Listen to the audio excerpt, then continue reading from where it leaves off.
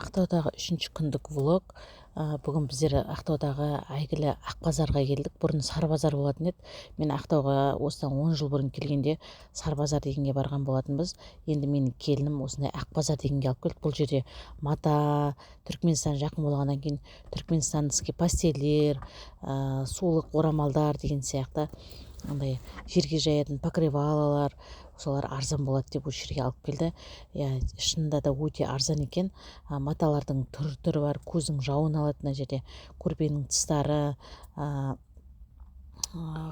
простынялық көпшіктің тыстарының маталары өте енді арзан, сосын жаңағы әдемі екен. Біздер осылай көзіміз тоймай маталардың әрқайсысын ұстап, әрқайсысына қызығып жүрдік.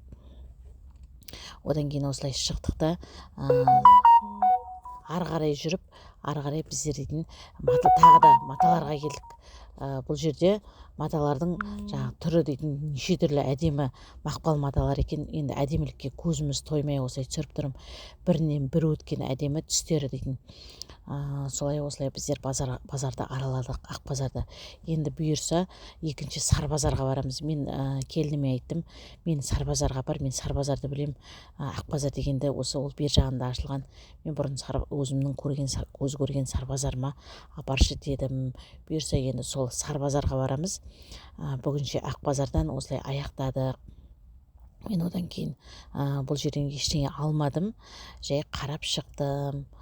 Ала бұйырса енді Сарбазарға барғаннан кейін мә қыздар, мен айтпақшы алмадым деймін. Мен өзіме әдемі қазақи нақыштағы шапанмен жолдасыма екеумізге 2 шапан алдым. Оны да сіздерге көрсететін боламын.